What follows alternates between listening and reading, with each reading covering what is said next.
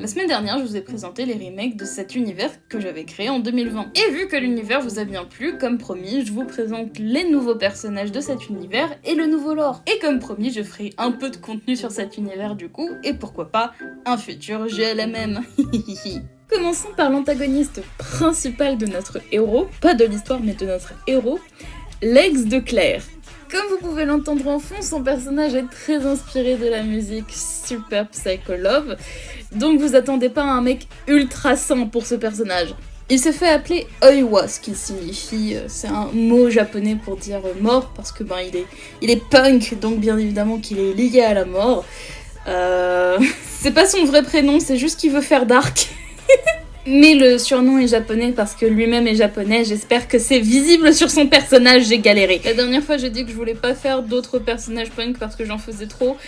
J'ai pas tenu longtemps ma promesse, j'ai vraiment pas tenu longtemps ma promesse. Il est le vassal de Patty que vous verrez juste après. Enfin, je sais pas encore exactement si elle s'appellera Patty ou Mania, ça reste à décider. Oiwa est quelqu'un qui a très peu confiance en lui et en ses partenaires. En effet, ayant été trompé lors de sa première relation et pensant ne mériter absolument personne et aucun amour, lorsqu'il est en relation, il est extrêmement possessif avec ses partenaires. C'est ce qui s'est passé avec Claire, elle n'avait plus le droit d'avoir de relations amicales avec des hommes, il devait absolument la traquer partout parce qu'il n'arrivait pas à la croire lorsqu'elle disait aller quelque part, donc elle a préféré mettre fin à leur relation que continuer à vivre dans cette toxicité. Mais Oiwa l'a pas vraiment accepté. Claire devient donc une sorte d'obsession pour lui et c'est là que Patty Mania va intervenir. Elle le reconnaîtra comme son vassal, comme celle qu'elle aidera pour atteindre son but et devenir la nouvelle Cupidon. C'est elle la véritable méchante de cette histoire parce qu'on veut pas que la toxicité devienne la nouvelle forme d'amour normalisée.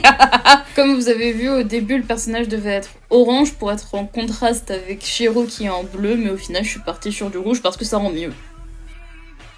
Patty, elle m'a fait chier des bulles sur son design. Là, vous allez voir parce que j'ai essayé de garder le truc des ailes dorées qu'ont ces deux frères là sur son design.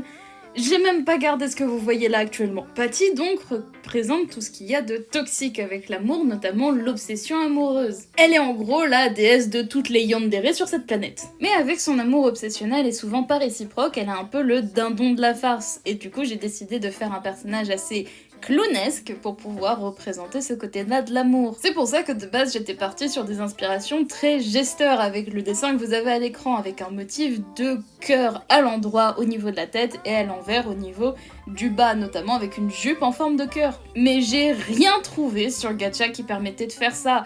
Et vu que je voulais véritablement faire l'histoire et la série sur Gacha, d'où viennent les origines des personnages, j'ai décidé de m'adapter. Et au final, je suis partie sur des inspirations beaucoup plus du niveau du clown Pierrot. C'est un clown triste, mélancolique, qui peut représenter ce côté-là triste de cet amour obsessionnel qui détruit. Donc sur le design final, qu'est-ce qu'on retrouve? On retrouve le motif des cœurs, cette fois-ci au niveau des boutons. J'étais persuadée que le collier fraise existait déjà dans Gacha, mais je l'ai pas retrouvé, donc à la place j'ai utilisé une jupe. Et après lui avoir donné les mêmes pupilles que ses frères, et avoir intégré ses ailes dans son costume en tant qu'épaulette, on se retrouve avec ça. On retrouve cette obsession de l'amour grâce au motif du cœur partout sur ce design, que ce soit au niveau du chapeau, dans les yeux, sur les lèvres ou sur les vêtements. Si jamais elle ressemble pas naturellement à ça, c'est son déguisement ou son costume de travail si vous préférez. Elle a une apparence qui ressemble à celle de ses frères sous tous ces artifices là, mais je l'ai pas encore faite.